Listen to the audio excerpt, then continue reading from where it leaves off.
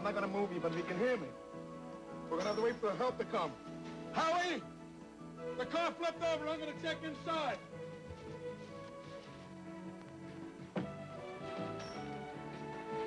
Hey, Howie, there's a man in here, and I think he's hurt even worse.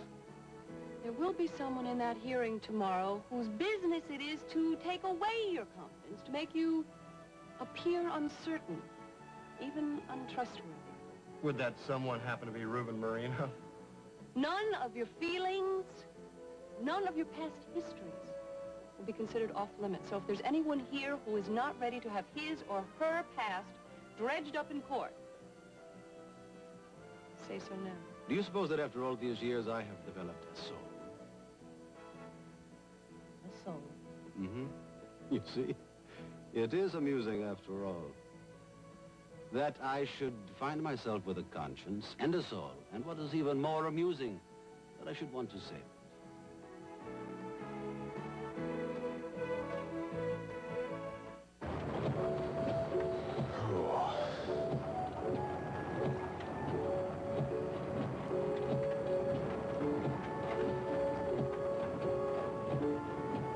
Sure glad I had to put the chains on these tires.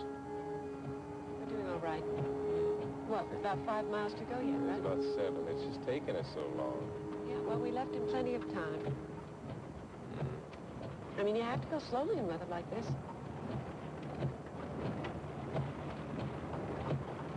Oh, rats.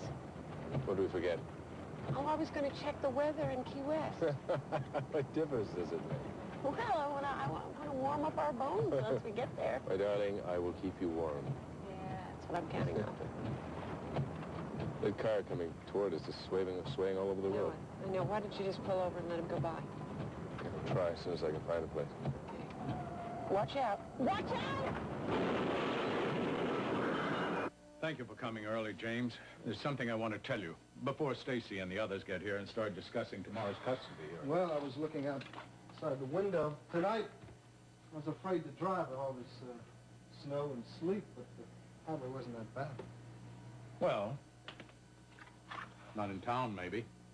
Come on, sit down. Wait. You were on the highway tonight? I went out to see your mother. Oh? Were Mom and Dad there? Apparently, I just missed them. In a way, that's just as well, since I had a chance to test my idea out on Ada first.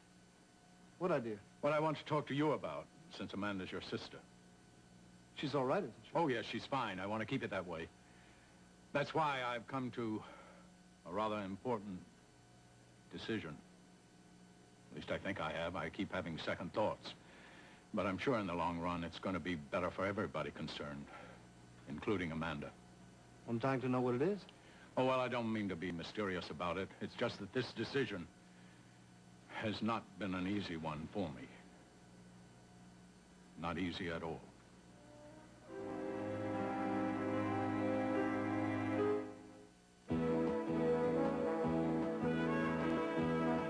This part of Another World is brought to you by Ivory, the soap without a lot of extra ingredients. For a pure, natural kind of clean, lather up with Ivory.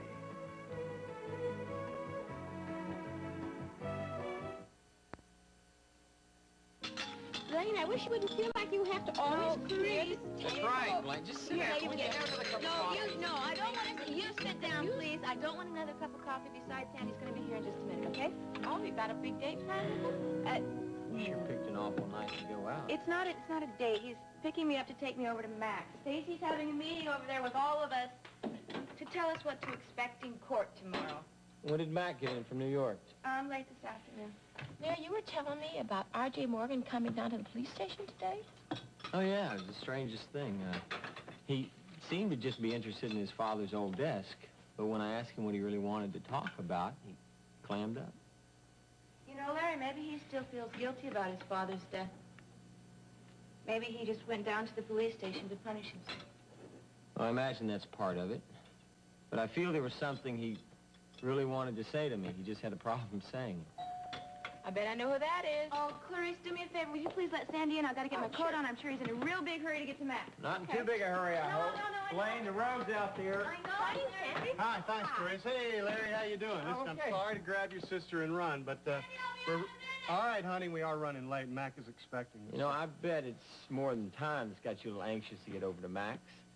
That you're a little fired up about this hearing tomorrow, huh? It shows, huh? Good, good. I'm glad, because when I go into that courtroom, I want Cecile to know she's got a fight on her hands. We hear that Cecile's got a, high-powered lawyer on her side. Yeah, that's true. Ruben Marino is famous, and he's rich, and he's powerful, but that might not be in his favor. You know, Stacy may not be famous, but she knows the law as well as anyone does. And she's got some firepower on her side, too. Yeah, what kind of firepower? Well, witnesses. Witnesses like Jamie, and most important, Elena. Now, these are people who are willing to stand up in court and testify to what kind of person Cecile is and what kind of mother she'd be for Maggie, right, Blaine? Blaine. What, honey? I'm sorry. I wasn't listening to you. What? I was thinking of something else. What were you thinking about? Larry, will you, tell Sandy what you were telling me earlier at dinner? What? In the fact that I'm a policeman, I've had to testify in 8 or 10 custody cases in the past few years. You may not want to hear this, Sandy. Oh. But what I've learned from these custody cases is that when the child is as young as Maggie is, the judge usually... You said almost always, Larry. All right, the judge is almost always inclined to have the child remain with its mother. Oh, come on, Larry. Even when that mother is somebody like Cecile? Oh, well, look, you don't like Cecile. I don't like Cecile. I don't know anybody who likes Cecile. But we also know there's no hard evidence against her, especially as far as being a fit mother's concerned. Look, Larry, you don't really believe that she's going to come out on top here. I mean, even with her own mother testifying against her? Even then, Sandy.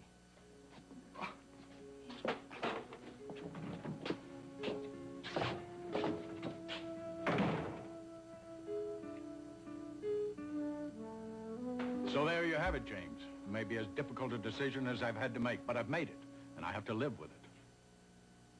Well, I'm surprised. But you do think I've done the right thing, don't you? Well, as much as I love Mom, I just wonder how you'll be able to get along without Amanda. She's the center of your life right now. For Amanda's sake. For her sake alone, I have to. Mac, what made you decide to give Mom custody of Amanda right now? Well, I don't know exactly. Perhaps it was watching Sandy fight so hard for his little girl. I've had to ask myself some tough questions. Questions about parents and children. Who belongs with whom? In Maggie's case now, it seems clear to me that she belongs with her father. Don't you agree with me? Yes, Mac, no question about it. Amanda knows that my love for her is unshakable. Boundless. I know she loves me. I know nothing could change that. I don't think Rachel would want to, do you? I know she wouldn't, Mac. You know, it's so odd. Now that I can face my future without your mother, suddenly a lot of things become clear to me, including what's best for my daughter. Mac, just suppose Mom and Dad would remarry. How would you feel about that? Well, I feel that it's inevitable eventually. As far as Amanda's concerned, sooner the better. And what about as far as you're concerned? Well, James, now that I've accepted the fact that Rachel and I must go our separate ways, how could I but feel happy for her, as any friend rejoices for another friend? Oh, that must be Stacy and everyone now.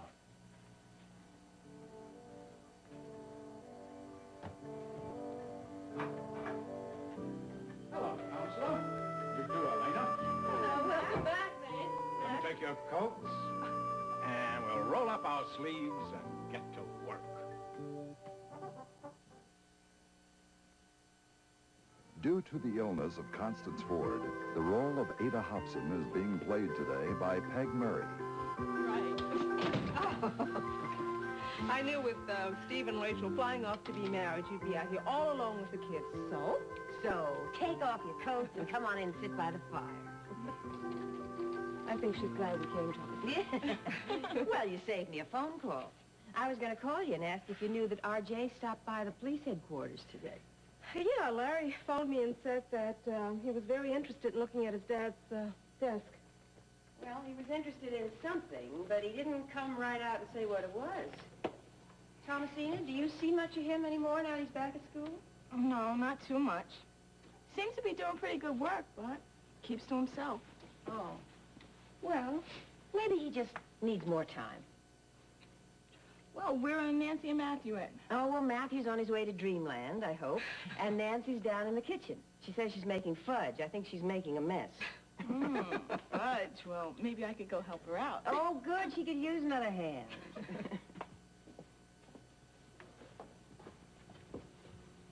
Thomasina still cares about R.J., doesn't she? First love is hard to shake, isn't it, Ada? Well, it was for Rachel. Oh, to think after all these years, she and Steve are finally getting together for good. Well, they must be airborne by now. Unless there was some delay at the airport. Oh, no, we called. No, the planes were leaving all right. As a matter of fact, they were so happy they didn't need a plane. Oh, Ada, I am so happy for them. Yeah, you look happy. That's a look I haven't seen on you in a long time. Oh, coming out here was sort of a test for me. Actually, a big test. As you know, it wasn't so long ago Bob and I were going to be married in this room. Oh, honey, maybe you'd like to get out of this room. Should we go join the kids in the kitchen? Oh, no, Ada. I love this room. And I love my life right now. Well, most of it, at any rate. With frame construction really picking up, there's no time for me to sit around and feel sorry for myself.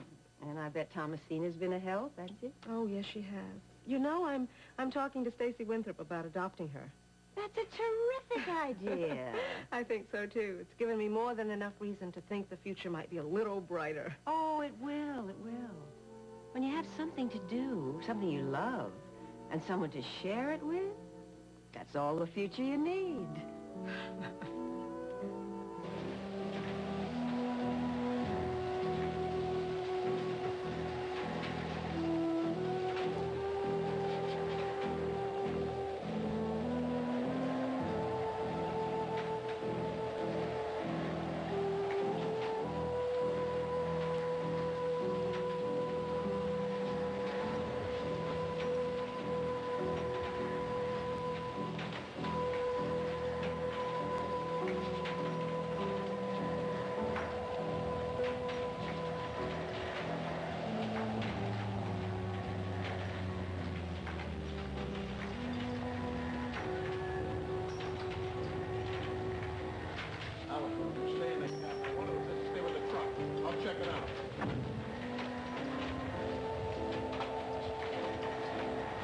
Howard, you were right.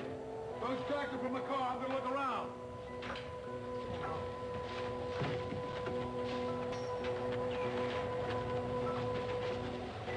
Lady, can you hear me? Howie! There's a lady here. She's hurt real bad. Don't worry, lady. I'm not going to move you, but if you can hear me, we're going to have to wait for help to come. Howie! The car flipped over. I'm going to check inside.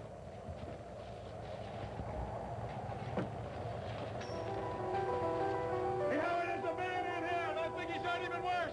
So get on that CB and call the cops, and also call for an ambulance.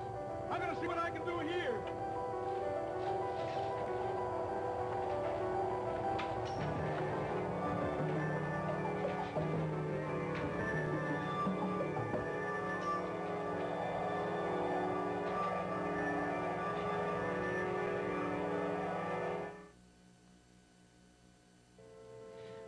I'm not trying to scare you. I mean, you all have the makings of excellent, confident witnesses. However, there will be someone in that hearing tomorrow whose business it is to take away your confidence, to make you appear uncertain, even untrustworthy.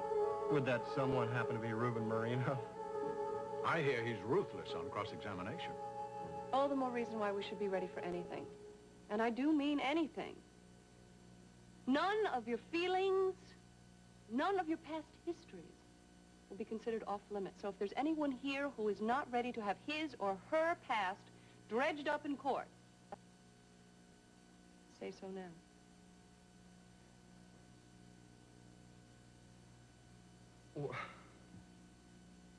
Look, maybe I'm asking too much. Sandy, but- I think we speak for everyone here. I do when I say that we're ready to do whatever we have to do. She's right. Oh, wait a minute, I'm sorry. That's very easy to say, but I want you for a minute to imagine that I am Reuben Marino. Don't you think that takes a bit of imagination? Mr. Frame, you have taken the stand to question Cecile Corey's character. You have called her treacherous, dangerous. That's right. Most of all, unfit to be a mother to Maggie Corey. But what about you, Mr. Frame? What about me? Who are you to come here and question Cecile Corey about anything, especially after the pain you put her through during your ill-fated marriage? I didn't put her through anything. It You was the other way don't around. consider drug addiction Drug anything, come on, Mr. Stacey. Frame? Now, wait a minute, You Stacey, were you really addicted to drugs when you were married to Cecile Corey, weren't you? Yes. Isn't it possible, just possible, that if anyone should stand here and point a finger, it should be your ex-wife, not you? I had a problem with drugs and I kicked it. That's when Cecile decided to use my problem against me. She began to Really, give me Mr. drugs. Frame, And to make really? everyone believe I was back on Do you drugs. expect the court to accept the word of an admitted drug addict? I don't care. It's all on the record. It's all been exposed in Cecile court. Corey has never been convicted of any drug-related crime. She is innocent. Look. Innocent, despite the accusations hurled against her by disaffected friends and lovers. Hmm?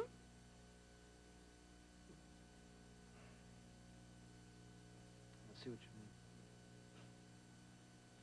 you mean. Boy, if Marino is half as tough as you are, Stacey. Mac, he is going to be a lot tougher. Elena, when you take the stand, he will probably bring up your love affair with Louis St. George and the circumstances surrounding Cecile's birth and her childhood.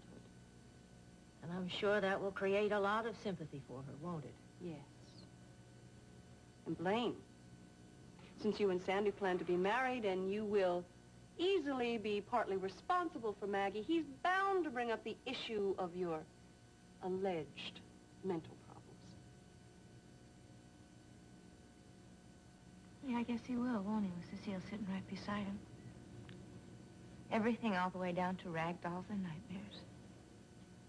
And then there's Sandy himself, isn't there? The father of the child?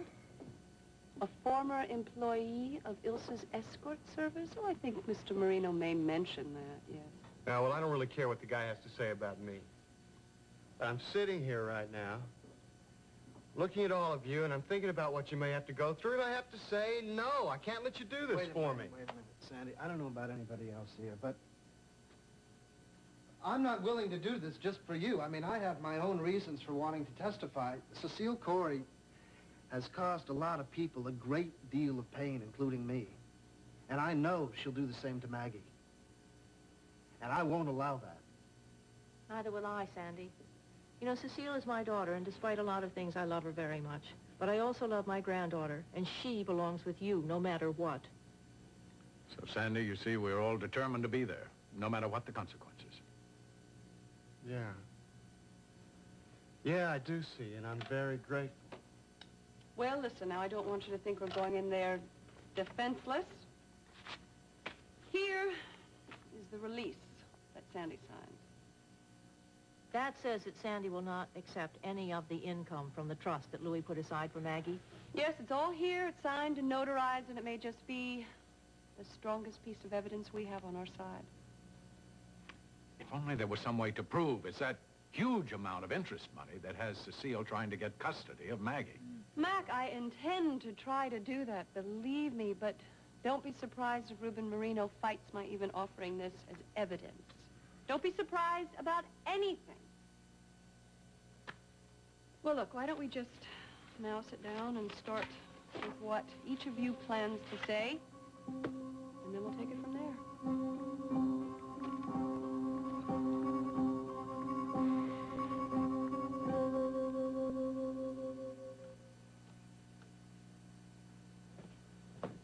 Jean's been changed. All clean. I think she's sleeping, I hope. Is that cake for you or Corey? It's for Court. Did he finish all his homework? Yes, ma'am.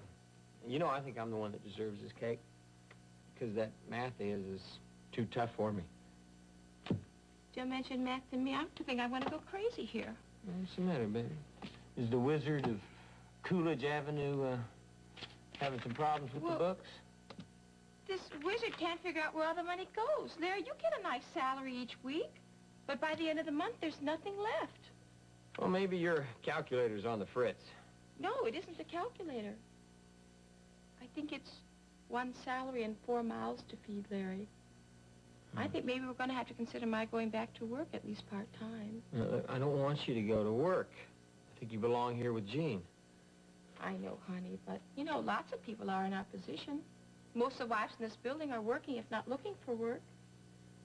I was thinking maybe I could ask Henrietta for some part-time work once the bakery opens up. I just want to get Jean to sleep. Hello. Nick. Oh, Menardo's, yeah. What can I do for you? It's Nick Menardo's, the highway patrolman I worked with a month ago. Oh. Yeah. Hey, if you're on duty tonight, I bet you got your hands full with this weather. Yeah, well, it's been a rough night already, Larry. That's why I'm calling you. Look, remember you telling me something about a couple of friends of yours, a guy named Steve Frame and a woman named Rachel? Rachel Davis. Why, what's the matter? There's been an accident, Larry. An accident? What kind of accident, Larry? Is Rachel or Steve in the Maurice is what I'm trying to find out. Look, A car overturned on the airport road. I just left the scene to give you a call. How bad is it, Nick? it's bad, Larry, bad. Nobody's been notified officially yet, but I thought... Since they were a friend of yours, I'd give you a call. Well, you're right, Nick. They're good friends of mine. Rachel and Steve, are they okay? Nick, did you hear me? What did he say? Rachel and Steve are okay, aren't they, Larry? Whatever the news is, Nick, just make it fast. It's better that way. Okay, Larry. Your friend, Steve Frame, is dead. Oh. Larry. Steve. Is he? Well, what about Rachel? What about Rachel Davis? She's in pretty bad shape. She's unconscious, possibly in a coma. I want to get her off to the hospital as fast as they can. They can't tell how serious her injuries are. Rachel's unconscious. They don't know how badly she's hurt. Oh, no, Larry. Look, what were they doing out on a night like this? Well, we found some plane tickets in Mr. Frame's jacket. Plane tickets? That means they were planning a trip. Did you know about that, No, I please? don't. Were they the only ones in the car? Ask them about Matthew and Amanda. Listen, Nick. I heard, Larry. Look, nobody else was in the car, just the two of them. Okay, look, I'm going to get in touch with Steve and Rachel's son, Jamie, and I'll also contact Rachel's mother, Ada Hobson. Thanks, Larry. Look, I'll be at the hospital. How the paramedics want to get Miss Davis there as fast as they can, so I'm going to lead the way. All right, I don't want to hold you up. Nick, was there another car involved? Yeah, the poor guy. He must have hit some ice and skidded right into them. Whoever he was killed instantly. Thanks for calling, Nick. The airport without the children. Ada must be up Rachel's with the kids. I'll call her next door neighbor, Larry, and make sure. All right, well, I know where Jamie is. He's over at Max with all the other people. I know one thing. We've got to tell her, but we can't do it by phone. All right, somebody's got to be with him. Hello, this is Clarice Ewing. Yes, Ada's Clarice. Do you know, is Ada out at Rachel's tonight? She is. No, I just wanted to tell her something. I hope I didn't disturb you. Thanks. Okay, look, I'm going over to Max. I'm going to find Jamie. Now, if you can get a babysitter, take Blaine's car over to Ada's. Quinn, she's Steve's partner. She has to be told too, Larry. Look, I already wish this night was over. No, I wish I hadn't even started.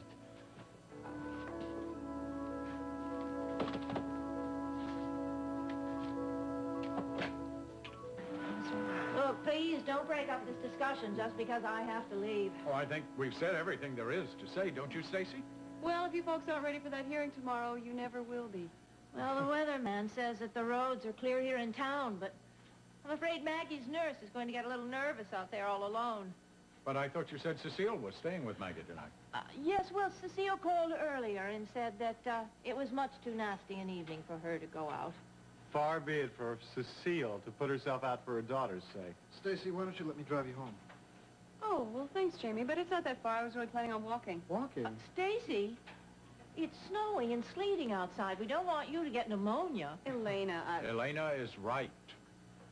You're not going home alone. You come with me, or you go with Jamie. She'll go with me. Fine. Well, then, I guess I'll see you all tomorrow. I'll see you down to your car. Oh, Mac, thanks very much, but you don't have to. I insist.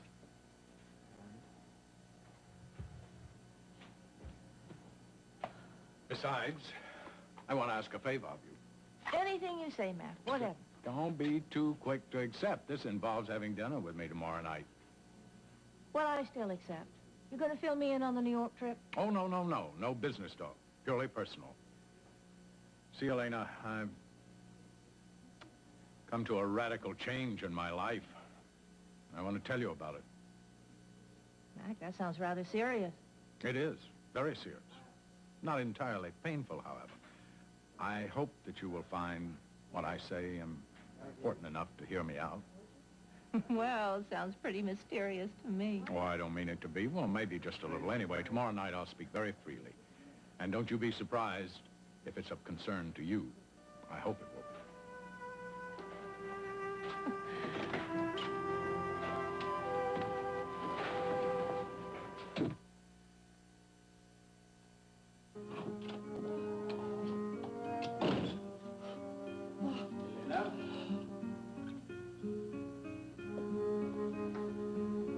Louis? I'm sorry I startled you. You did a pretty good job. The nurse was kind enough to let me in. You came all the way out here on a night like this to see the baby Actually, I came to see you. by yourself. Well, Cecile was going to come with me, but she changed her mind. Oh, the bad weather. Well, actually, she was very anxious about the custody hearing, and she did not want to be around the baby in that frame of mind. Of course. I believe her. You usually do. I, for one, have had quite enough of discussing Cecile for an evening. Ooh, I want to go up and see how Maggie is. So, if you have something to say, please say it. I was hoping I would find you in a more receptive mood. Oh, Louis, I have worked all day. I just sat through a very difficult discussion concerning the hearing tomorrow. I'm not in the mood for much of anything, including another argument with you. Nor am I. Good. Besides, I can't really think of what else we have to argue about. As for anything else, I think I thank you for providing for Maggie's future. Now, what else do we have to discuss? Well, I would like to be in your company for a while. Would you mind that terribly?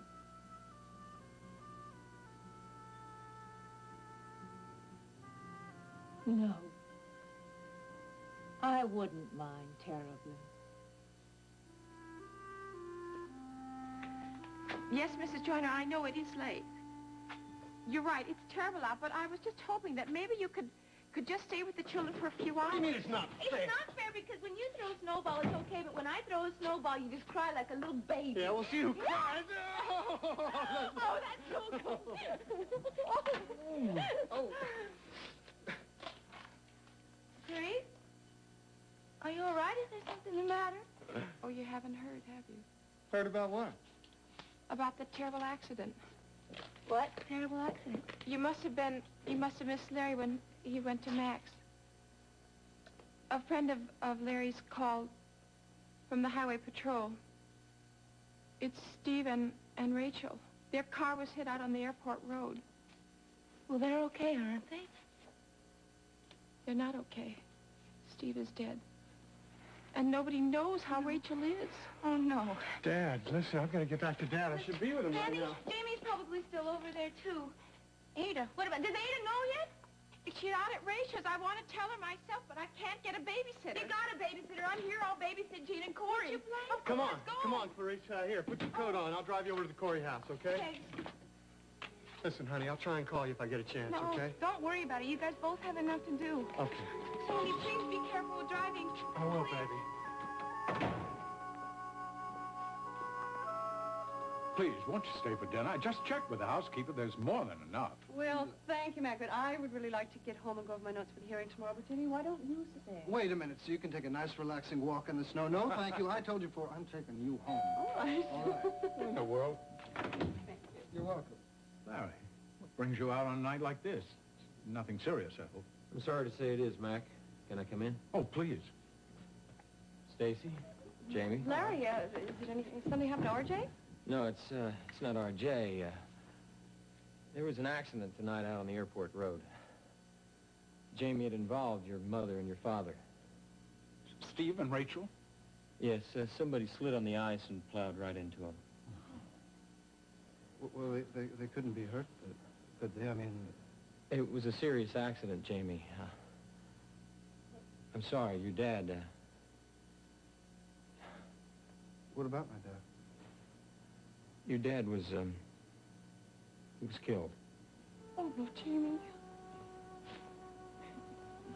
What about Rachel? Are you sure? Are they sure? We're not sure right now, Mac. She's unconscious and she's on her way to the hospital. Well, I remember somebody telling me once before that my father was killed in, a helicopter, and that wasn't true. And this Jamie, this is true. I'm sorry. It can't be. I mean, after all he's gone through, I mean, he's so happy now. I mean, all his dreams, his plans. I mean, he was going to build cities. He deserves a chance to have those dreams come true. Jamie. I can't lose you now, Dad. Just when you were back in my life. Just when I was beginning to know you. To love you. Steve knows how much you loved him. And he was so proud of you as his son, Jamie. We're going to be a family now, Mac. They're catching a plane to Key West. They're gonna be married.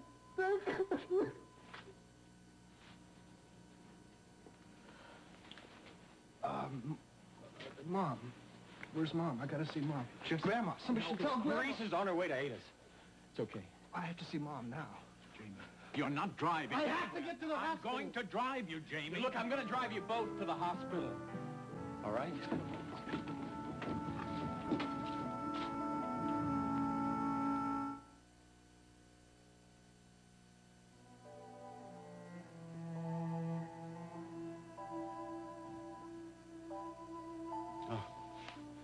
And how is Maggie? Hmm?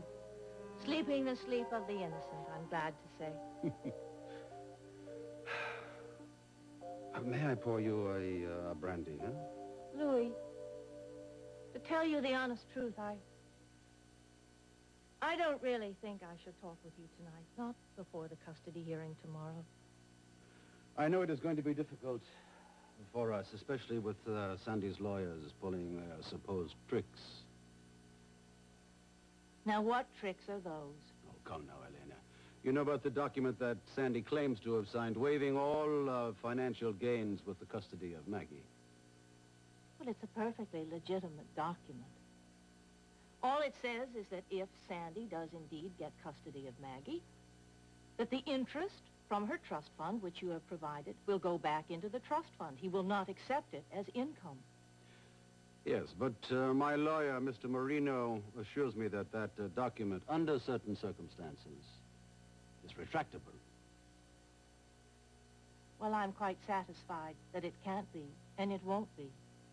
Stacy drew up those legal papers. They are absolutely ironclad, at Sandy's insistence. Of course, and it is in Sandy's interest to make it appear, you see. Really, Louis, if you came here to talk about this, I am going to put an end to the conversation right now. I think we are on very dangerous ground to go any deeper into this custody case. No, you are right. That is not what I had in mind. Besides, why worry about what Sandy is going to do with Maggie's fortune until your own situation is resolved? I mean, if Marino can keep you from facing those charges in France, you won't have to worry about your disposing of your money. That is what I came to tell you. That I am going to face those charges in France. Yes. Today I stood in the French embassy in Washington, and I surrendered myself. Without any fight. Louis, I really don't know what to say. Did Marino advise you? Mr. Marino, I think for the first time in his life, he was absolutely shocked. But my mind was made up. Louis, why? Why did you do that? Did you really think the fight was going to be so hopeless? I don't know. One never knows if it is hopeless or not. But suddenly the question of my winning or losing really did not become important. You see, I saw my lawyer there, defending me in front of the French authorities, and I listened very carefully. And it was very believable and very persuasive. But suddenly, I realized the entire thing was a charade. As my life has been, a charade. And so, I did what I had to do. Now, that does not sound like the Louis St. George I've always known. It does not. It does not sound like the Louis St. George that I have always known either. Louis, what made you do it? I don't know. Perhaps what? You may find this rather amusing, as well you should. Louis, I will not find it amusing. Now go on. Do you suppose that after all these years I have developed a soul? A soul? Mm-hmm. You see, it is amusing after all. That I should find myself with a conscience and a soul, and what is even more amusing, that I should want to save it. Well, I don't think that's amusing at all. I think it's really quite wonderful. I don't know that it is wonderful or not. But what I do feel is a very strange sense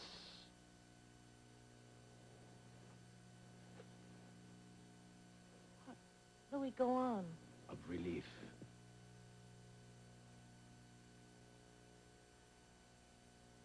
A sense that I have not felt since... Since when? It's funny. Since I was a boy in Paris, in that railway station, years ago. After I would finish a long day's work, an honest day's work, I would be covered from head to toe with dust and cinders and ash, and then I would cycle home and jump into that hot tub, that hot copper tub. And I would wash away all the sins and all the ashes and all the cinders, and I would be clean. And that's how I feel now. I feel suddenly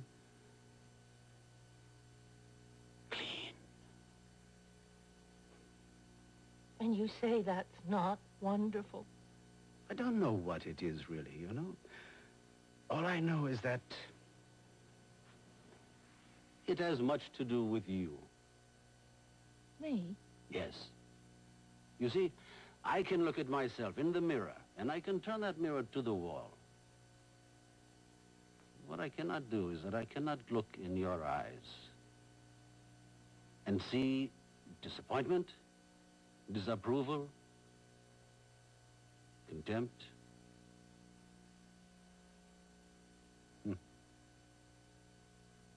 That is unbearable. And I think what I would like more than anything else, for some time now, is to see what I have not seen in your eyes in years. A simple thing called respect.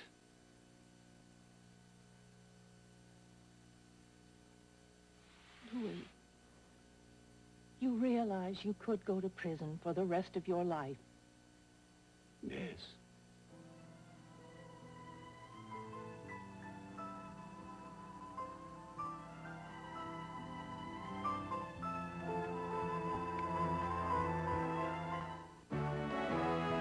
Stay tuned for the conclusion of Another World.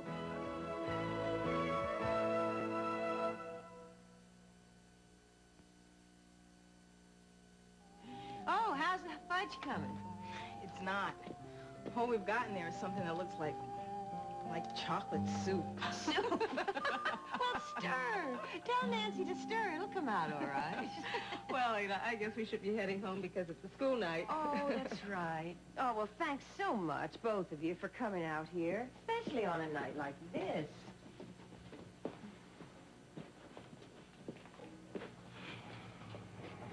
What's that? Sounds like a car. Oh, I bet it's Rachel and Steve. I bet their plane got canceled. Oh, that's funny. What? Well, it's Clarice and Sandy. Why would they be out here now?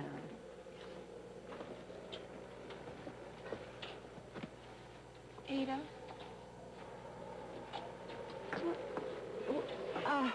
Rachel? Steve? There was an accident, but Rachel's alive. Sandy, an accident. What about Steve? Oh, no. An accident. You're going to take me to Rachel. Whenever you're ready. Oh, I'm ready. Here, I'll help you with your coat. The kids. Don't worry about that. I'm here. I'll take care of that. You just go on with Sandy. All right. Oh, then you take care of Quinn. We'll take care of each other. Don't worry. Oh, Jamie? Jamie, He's probably already at the hospital, Ada. Oh, well, then let's go. Let's go.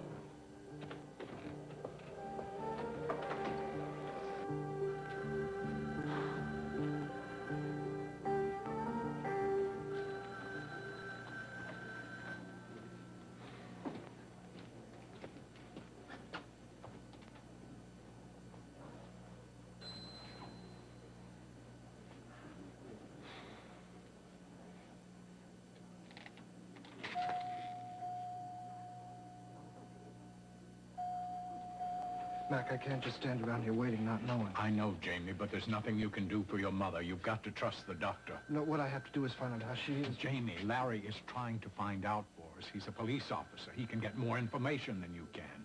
Here he comes now. What did you find out? Well, there's a whole team of people in there working on What's Rachel. wrong with her? Well, that's what they're trying to determine. There are, What? There are several surgeons in there.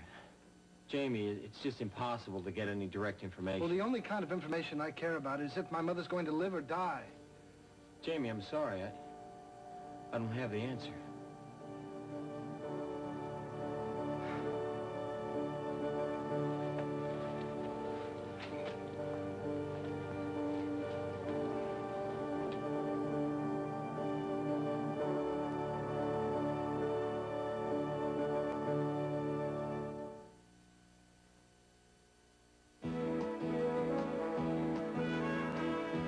This part of Another World was brought to you by Crisco Oil. For fried foods that taste great, not greasy. And for delicious salads with no heavy oily taste. Crisco Oil. Join us each weekday at this time for the continuing story of Another World.